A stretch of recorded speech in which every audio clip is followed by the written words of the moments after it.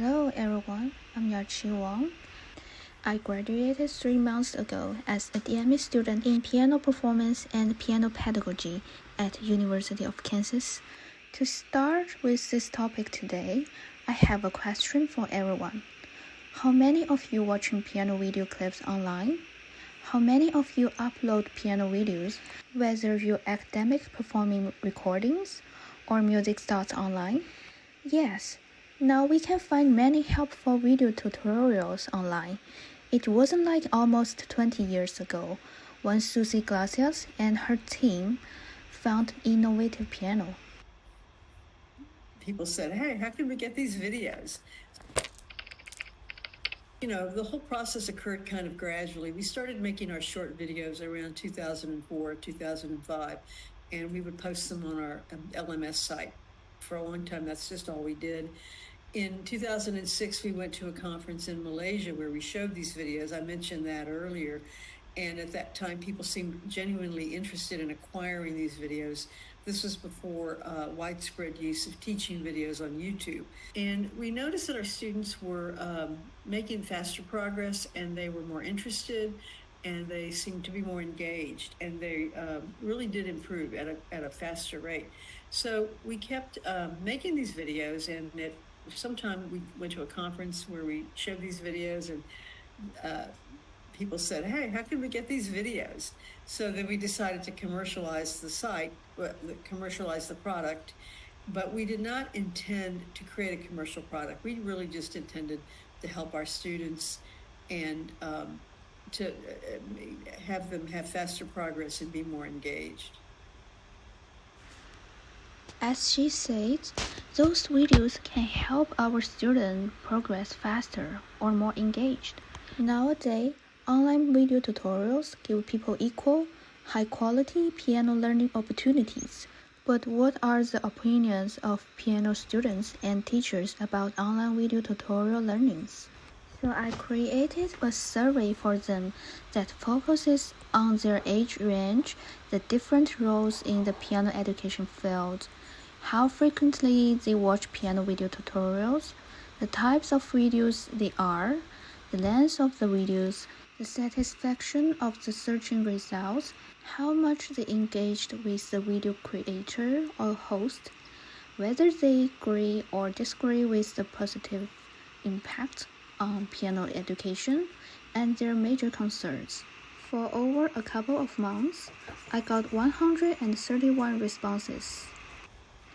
With an average age of 44.86, this survey collected 20 counts of higher education piano faculty and 16 counts of piano students. Some piano students or higher education faculty will also teach piano privately, so independent piano teachers or those working in a private institute account for 83 of the total responses. For the third question, the survey shows that 90.1% of piano teachers never search for online music tutorials when they have difficulty during teaching or practicing. The percentage of people who seldom do so is 36.6%. There are much more than people somehow and to a great extent for searching. For what type of videos are you watching the most? Let's get a quick review. And these are performance demonstrations that we are very familiar with. Marcel Agrich, Daniel Trifonov, Uchida, and Lang Lang. These are specific piano repertoire tutorials that are close to our masterclass and lecture. Piano technique solving, literally just solving one of the piano technique problems, may have several sections from different piano repertoires with the same technique. Those are some examples for our familiar piano technique problems. Piano practice strategy and tips give us a general idea and concept of how to practice efficiently. Those videos usually have attention-catching titles. These are piano theory and literature. It's like we take music theory and keyboard literature courses in school. Yeah, those are examples from Coursera. Podcasts and interviews are more focused on interviewing famous pianists or several musicians to discuss some specific music topic. It's like BBC News interview Yu Jiawang or Kissing's interview, or even TED Talk. Some people are typing in others, such as improvisation, arrangement, or jazz voice. Without a surprise, the most famous piano video tutorial type is performance demonstrations. And the second most popular video type for watching is piano technique solving. The type for third is specific piano repertoire tutorials and podcasts, interviews, or topic lectures. After that is for piano practice strategy and tip type videos. The last is piano theory and literature. According to the question 5, the video length prefers to watch. Only 6.1% of the piano teachers will watch the video for over 30 minutes. 93.5% of people prefer utilizing small pockets of time, as brief as less than 30 minutes, even around 3 minutes, to gather information, rather than relying solely on piano video tutorials as their primary learning method. Now let's examine where those videos usually came from. First, there are short videos like TikTok Reels from Instagram and Shorts from YouTube. For medium-length video like YouTube and some AI-powered applications like Flowkey and Simply Piano. For some lecture courses like Coursera, Tonebase, or other courses provided by music conservatories such as Berklee College of Music Online. Although the question 6 search results score of 5.47 indicates an average level of satisfaction with piano video tutorials, almost half of people can't find the videos they desire or can't solve their problems. This is a serious issue. Even one of the piano teachers rated the videos as 0. Because he believes that there's no one-size-fits-all solution when it comes to video tutorials.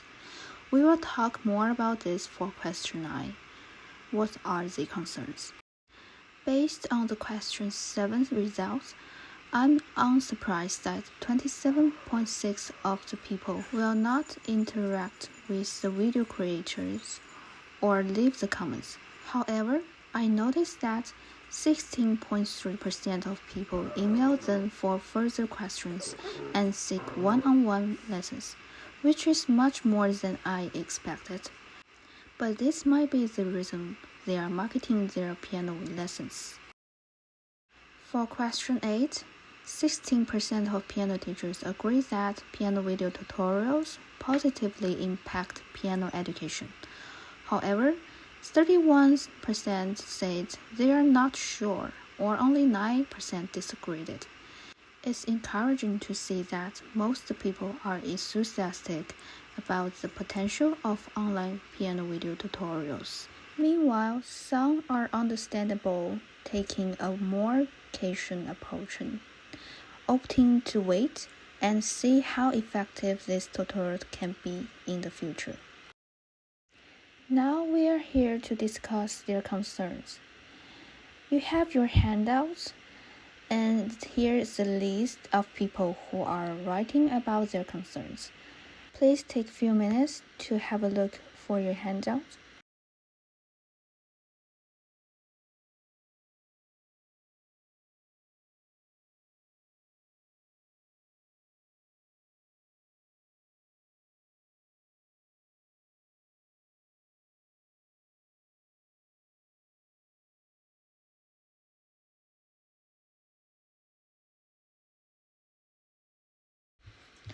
Several piano teachers have expressed concerns regarding the sound quality and the presenter's qualification in question 9.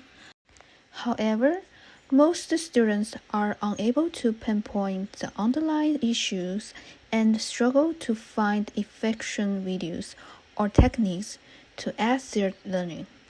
Some specific techniques, such as fingerings, keyboard approaching, and paddling, can be challenging to grasp without physical guidance.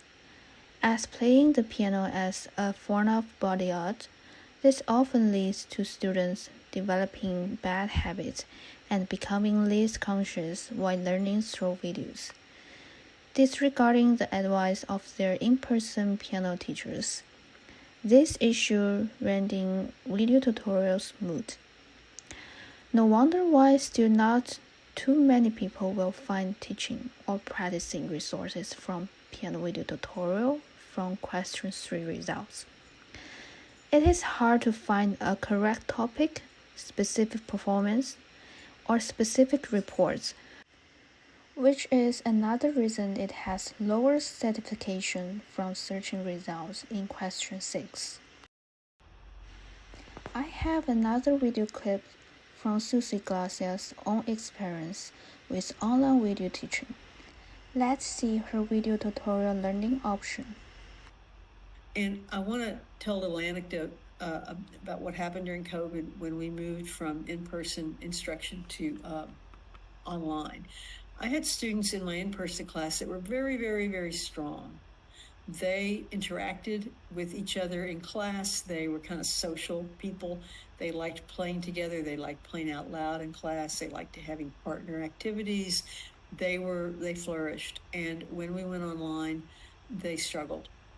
It was not so easy for them, even though they were the top students in the class. They struggled. I also had a student in that class who was very painfully shy. He was not comfortable in social situations. When I would speak with him, he wouldn't even look me in the eye. He was a weak student. He frequently didn't turn his work in. He didn't perform well.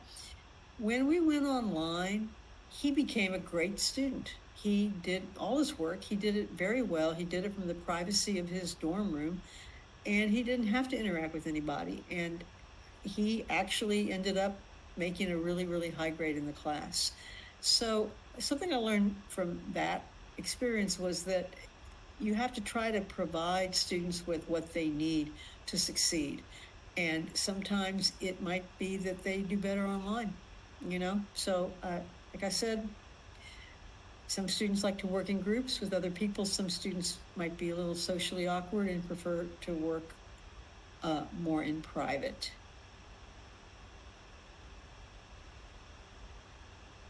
Based on this survey and interview, I concluded several advantages and disadvantages of video tutorials for piano learning. First is accessibility.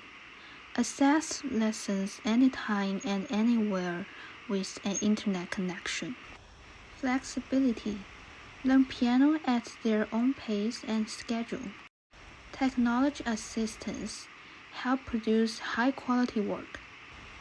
Variety of content, catering to different learning preferences. Cost effectiveness, reduce the commute and venue fees, like low subscription fee. Like Tonebase and Floki, they usually offer only one private piano lesson for whole year subscription. For disadvantages, lack of personalized feedback and interaction, cannot provide real-time feedback and correction. Quality and reliability for content, visual and sound. For visual demonstration, since they only have one camera angle. Difficulty level variation. It's hard to identify, navigate, and costume for this. Last but not least is distraction. We need high self-discipline, and there's so many distractions for internet.